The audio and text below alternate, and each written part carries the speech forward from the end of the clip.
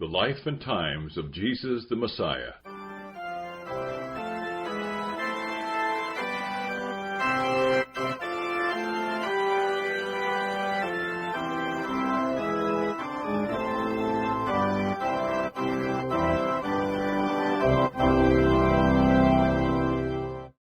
Chapter 1. In Jerusalem when Herod reigned.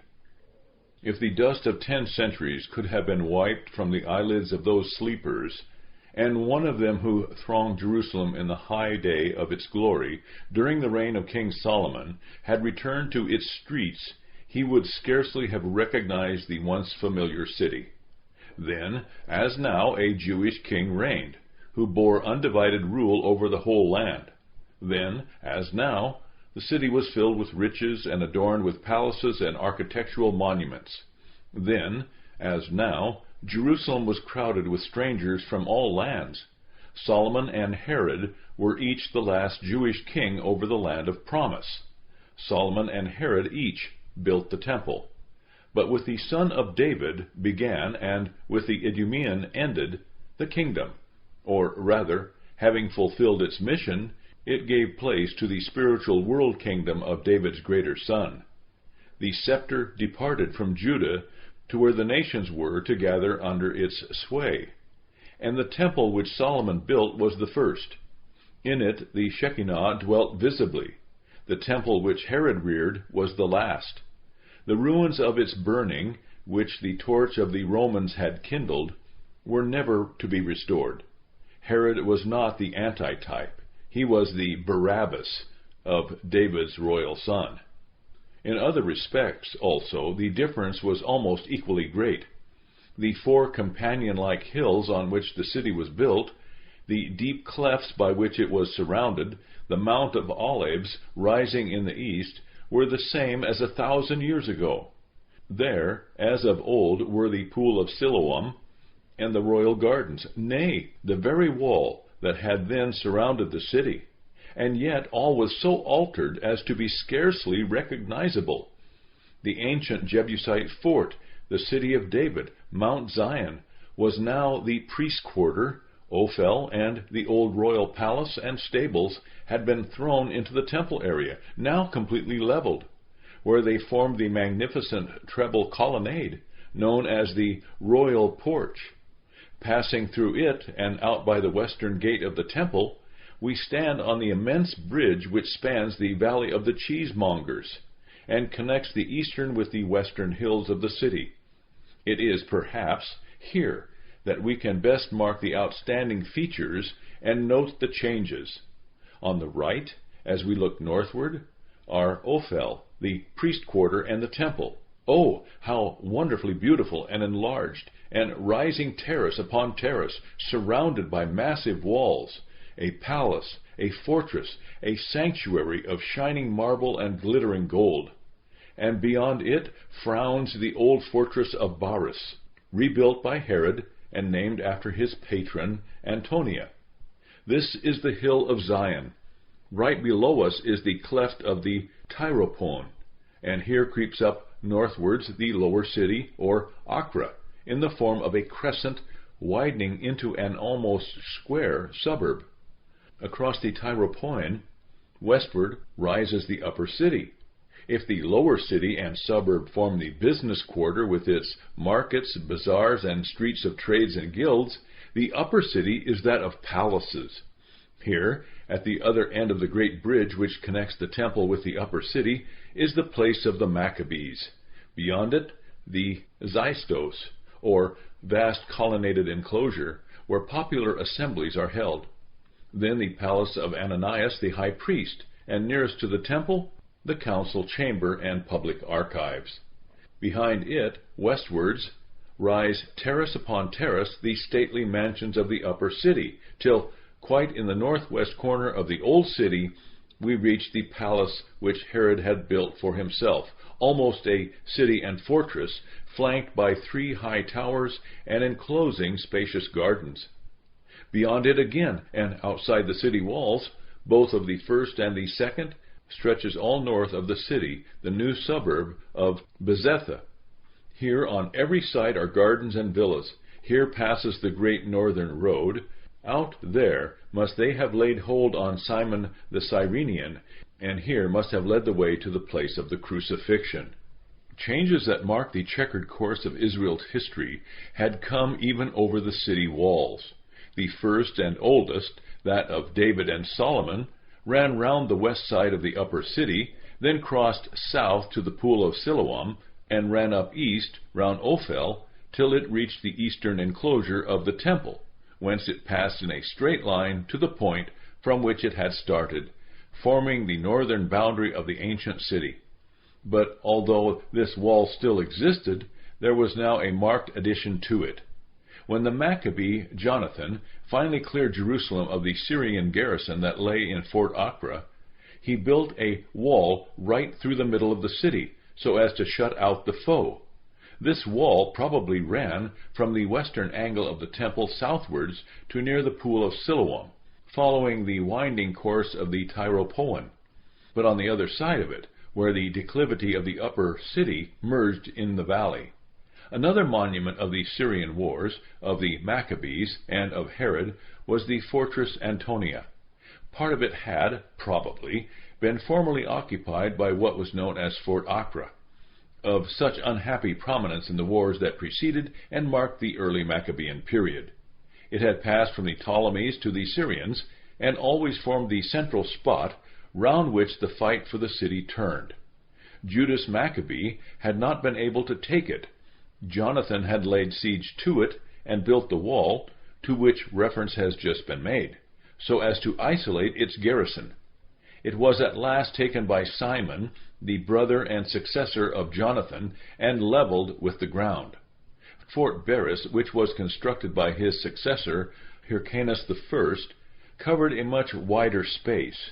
It lay on the northwestern angle of the temple, slightly jutting beyond it in the west, but not covering the whole northern area of the temple.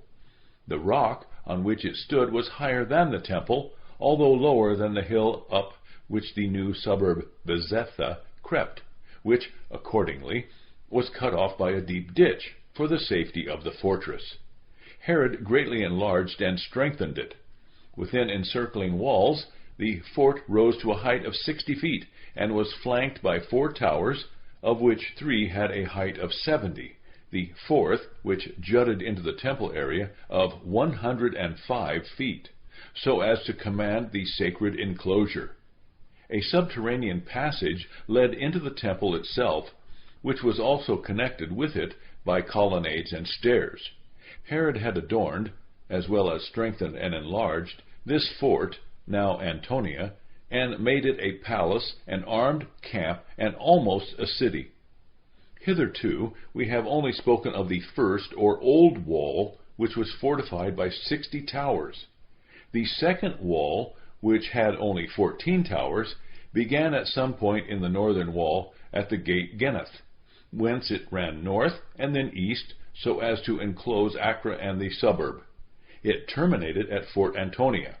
Beyond and all around this second wall stretched, as already noticed, the new, as yet unenclosed suburb Bezetha, rising towards the northeast. But these changes were as nothing compared with those within the city itself. First and foremost was the great transformation in the temple itself, which, from a small building, little larger than an ordinary church, in the time of Solomon, had become that great and glorious house which excited the admiration of the foreigner, and kindled the enthusiasm of every son of Israel. At the time of Christ, it had been already 46 years in building, and workmen were still, and for a long time, engaged on it. But what a heterogeneous crowd thronged its porches and courts! Hellenists, scattered wanderers from the most distant parts of the earth, east, west, north, and south, Galileans, quick of temper and uncouth of Jewish speech, Judeans and Jerusalemites, white-robed priests and Levites, temple officials, broad phylacteried, wide-fringed Pharisees, and courtly, ironical Sadducees, and, in the outer court, curious Gentiles. Some had come to worship, others to pay vows, or bring offerings, or to seek purifications, some to meet friends, and discourse on religious subjects in those colonnaded porches, which ran round the sanctuary, or else to have their questions answered, or their causes heard and decided by the smaller Sanhedrin of 23, that sat in the entering of the gate, or by the great Sanhedrin.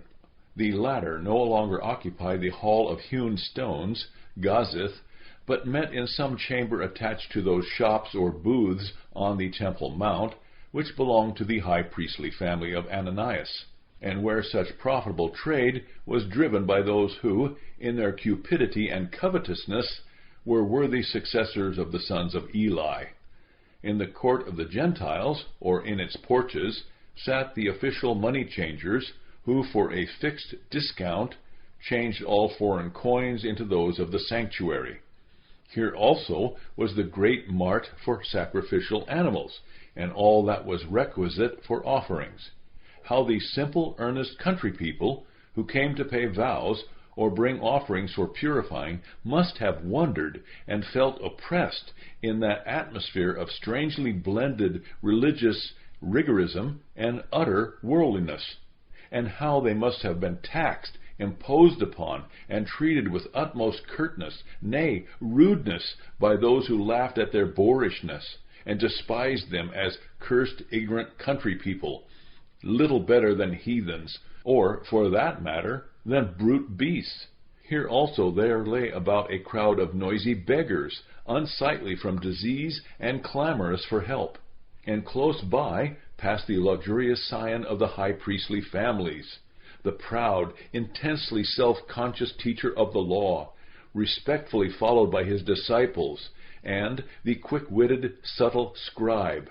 These men who, on Sabbath and feast days, would come out of the temple terrace to teach the people, or condescend to answer their questions, who in the synagogues would hold their puzzled hearers spellbound by their traditional lore and subtle argumentation, or tickle the fancy of the entranced multitude that thronged every available space by their ingenious frivolities, their marvelous legends, or their clever sayings, but who would, if occasion required, quell an opponent by well-poised questions or crush him beneath the sheer weight of authority.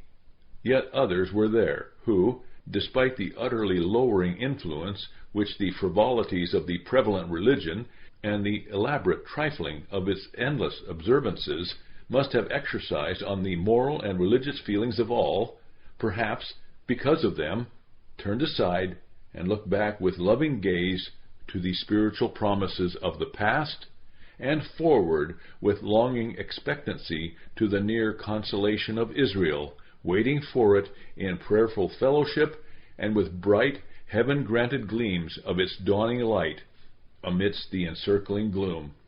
Descending from the temple into the city, there was more than enlargement, due to the increased population. Altogether, Jerusalem covered at its greatest about 300 acres. As of old, there were still the same narrow streets in the business quarters, but in close contiguity to bazaars and shops rose stately mansions of wealthy merchants and palaces of princes. And what a change in the aspect of these streets, in the character of those shops, and, above all, in the appearance of the restless eastern crowd that surged to and fro. Outside their shops in the streets, or at least in sight of the passers, and within reach of their talk, was the shoemaker hammering his sandals, the tailor plying his needle, the carpenter or the worker in iron and brass. Those who were less busy or more enterprising passed along, wearing some emblem of their trade: the dyer, variously colored threads; the carpenter, a rule; the writer, a reed behind his ear; the tailor, with a needle prominently stuck in his dress. In the side streets, the less attractive occupations of the butcher, the wool comber, or the flax spinner were pursued. The elegant workmanship of the goldsmith and jeweler, the various articles de luxe that adorned the houses of the rich, the work of the designer, the molder, or the artificer in iron or brass. In these streets and lanes everything might be purchased, the production of Palestine, or imported from foreign lands, nay, the rarest articles from the remotest parts, exquisitely shaped, curiously designed, and jeweled cups, rings, and other workmanship of precious metals, glass, silks, fine linen, woolen stuffs, purple and costly hangings, essences, ointments, and perfumes, as precious as gold, articles of food and drink from foreign lands. In short, what India, Persia, Arabia, Media, Egypt, Italy, Greece, and even the far-off lands of the Gentiles yielded, might be had in these bazaars. Ancient Jewish writings enable us to identify no fewer than 118 different articles of import from foreign lands, covering more than even modern luxury has devised. Articles of luxury, especially from abroad, fetched indeed enormous prices. A lady might spend £36 on a cloak. Silk would be paid by its weight in gold, purple wool the pound, or, if double-dyed, at almost 10 times that amount, while the price of the best balsam and nard was most exorbitant. On the other hand, the cost of common living was very low. In the bazaars, you might get a complete suit for your slave for 18 or 19 shillings, and a tolerable outfit for yourself from £3 to £6. For the same sum you might purchase an ass, an ox, or a cow, and, for a little more, a horse. A calf might be had for less than 15 shillings, a goat for 5 or 6. Sheep were dearer and fetched from 4 to 15 or 16 shillings, while a lamb might sometimes be had as low as 2 pence. No wonder living and labor were so cheap. Corn of all kinds, fruit, wine, and oil cost very little. Meat was about a penny a pound. A man might get himself a small, of course unfurnished, lodging for about 6 pence a week. A day laborer was paid about 7.5 pence a day, though skilled labor would fetch a good deal more. Indeed, the great Hillel was popularly supposed to have supported his family on less than 2 pence a day, while property to the amount of about £6, or trade with £2 or £3 of goods, was supposed to exclude a person from charity, or a claim on what was left in the corners of fields and the gleaners. To these, many like details might be added. Sufficient has been said to show the two ends of society, the exceeding dearness of luxuries, and the corresponding cheapness of necessaries. Such extremes would meet especially at Jerusalem. Its population, computed at from 200 to 250,000, was enormously swelled by travelers and by pilgrims during the great festivals. The great palace was the residence of king and court, with all their following and luxury. In Antonia lay afterwards the Roman garrison. The temple called thousands of priests, many of them with their families, to Jerusalem, while the learned academies were filled with hundreds, though it may have been mostly poor, scholars, and students. In Jerusalem must have been many of the large warehouses for the near commercial harbor of Joppa, and thence, as from the industrial centers of busy Galilee, would the peddler go forth to carry his wares over the land. More especially would the markets of Jerusalem, held, however, in bazaars and streets rather than in squares, be thronged with noisy sellers and bargaining buyers. Thither would Galilee send not only its manufactures, but its provisions, fish, fresh and salted, fruit known for its lusciousness, oil, grape syrup, and wine. There were special inspectors for these markets, who tested weights and measures and officially stamped them, tried the soundness of food or drink, and occasionally fixed or lowered the market prices, enforcing their decision, if need were, even with a stick. Not only was there an upper and a lower market in Jerusalem, but we read of at least 7 special markets, those for cattle, wool, ironware, clothes, wood, bread, and fruits and vegetables. The original market days were Monday and Tuesday, afterwards Friday. The large fairs were naturally confined to the centers of import and export, the borders of Egypt, Gaza, the ancient Phoenician maritime towns, and the emporium across the Jordan. Besides, every caravansary, or khan, was a sort of mart where goods were unloaded and especially cattle set out for sale and purchases made.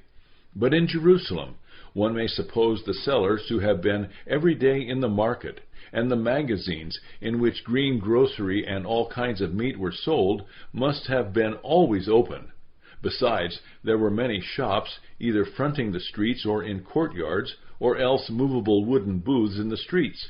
Strangely enough, occasionally Jewish women were employed in selling. Business was also done in the restaurants and wine shops, of which there were many, where you might be served with some dish, fresh or salted fish, fried locusts, a mess of vegetables, a dish of soup, pastry, sweetmeats, or a piece of fruit cake, to be washed down with Judean or Galilean wine, Idumean vinegar, or foreign beer. If, from these busy scenes, we turn to the more aristocratic quarters of the upper city, we still see the same narrow streets, but tenanted by another class. First, we pass the high priest's palace on the slope of the hill, with a lower story under the principal apartments and a porch in front. Here, on the night of the betrayal, Peter was beneath in the palace. Next, we come to Extos, and then pause for a moment at the palace of the Maccabees. It lies higher upon the hill and westward from Extos. From its halls you can see into the city and even into the temple. We know not which of the Maccabees had built this palace, but it was occupied, not by the actually reigning prince, who always resided in the fortress, but by some other member of the family. From them it passed into the possession of Herod. There Herod Antipas was, when, on that terrible Passover, Pilate sent Jesus from the old palace of Herod to be examined by the ruler of Galilee. If these buildings pointed to the difference between the past and present, two structures of Herod's were, perhaps, more eloquent than any words in their accusations of the Idumean. One of these, at least, would come in sight in passing along the slopes of the upper city. The Maccabean rule had been preceded by that of corrupt high priests who had prostituted their office to the vilest purposes. One of them, who had changed his Jewish name of Joshua into Jason, had gone so far in his attempts to Grecianize the people as to build a hippodrome and gymnasium for heathen games. We infer it stood where the western hill sloped into the Tyropoeon to the southwest of the temple. It was probably this which Herod afterwards enlarged and beautified and turned into a theater. No expense was spared on the great games held there. The theater itself was magnificently adorned with gold, silver, precious stones, and trophies of arms and records of the victories of Augustus. But to the Jews, this essentially heathen place, over against their temple, was the cause of deep indignation and plots. Besides this theater, Herod also built an immense amphitheater, which we must locate somewhere in the northwest and outside the second city wall. All this was Jerusalem above ground, but there was an underground Jerusalem also, which burrowed everywhere under the city, under the upper city, under the temple, beyond the city walls. Its extent may be gathered from the circumstance that, after the capture of the city, besides the living who had sought shelter there, no fewer than 2,000 dead bodies were found in those subterranean streets. Close by the tracks of heathenism in Jerusalem, and in sharp contrast, was what gave to Jerusalem its intensely Jewish character. It was not only the temple, nor the festive pilgrims to its feasts and services, but there were hundreds of synagogues, some for different nationalities, such as the Alexandrians or the Cyrenians, some for, or perhaps founded by, certain trade guilds. If possible, the Jewish schools were even more numerous than the synagogues. Then there were the many rabbinic academies, and besides, you might also see in Jerusalem that mysterious sect, the Essenes, of which the members were easily recognized by their white dress. Essenes, Pharisees, stranger Jews of all hues and of many dresses and languages. One could have imagined himself almost in another world, a sort of enchanted land, in this Jewish metropolis and metropolis of Judaism. When the silver trumpets of the priests woke the city to prayer, or the strain of Levite music swept over it, or the smoke of the sacrifices hung like another Shekinah over the temple, against the green background of Olivet, or when in every street, court, and housetop rose the booths at the Feast of Tabernacles, and at night the sheen of the temple illumination threw long fantastic shadows over the city, or when, at the Passover, tens of thousands crowded up the mount with their paschal lambs, and hundreds of thousands sat down to the paschal supper, it would be almost difficult to believe that heathenism was so near, that the Roman was virtually, and would soon be really, master of the land, or that a Herod occupied the Jewish throne. Yet there he was, in the pride of his power and the reckless cruelty of his ever-watchful tyranny. Everywhere was his mark, temples to the gods and to Caesar, magnificent and magnificently adorned, outside Palestine and in its non-Jewish cities, towns rebuilt or built, Sebaste for ancient Samaria, the splendid city and harbor of Caesarea in the west, Antipatris in the north, Cyprus and Phasaelis, after his mother and brother, and Agrippion, unconquerable fortresses, such as Acebanitis and Machaerus in Perea, Alexandrion, Herodion, Hyrcania, and Masada in Judea, proclaimed his name and sway. But in Jerusalem it seemed as if he had gathered up all his strength. The theater and amphitheater spoke of his Grecianism. Antonia was the representative fortress. For his religion he had built that glorious temple, and for his residence the noblest of palaces, at the northwestern angle of the upper city, close by where Milo had been in the days of David. It seems almost incredible that a Herod should have reared the temple, and yet we can understand his motives. Jewish tradition had it that a rabbi had advised him in this manner to conciliate the people, or else thereby to expiate the slaughter of so many rabbis. Probably a desire to gain popularity and superstition may alike have contributed, as also the wish to gratify his love for splendor and building. At the same time, he may have wished to show himself a better Jew than that rabble of Pharisees and rabbis who would perpetually cast it in his teeth that he was an Idumean. Whatever his origin, he was a true king of the Jews, as great, nay, greater than Solomon himself. Certainly, neither labor nor money had been spared on the temple. 1,000 vehicles carried up the stone, 10,000 workmen, under the guidance of 1,000 priests, wrought all the costly material gathered into that house, of which Jewish tradition could say, "He that has not seen the temple of Herod has never seen what beauty is." And yet Israel despised and abhorred the builder. Nor could his apparent work for the God of Israel have deceived the most credulous.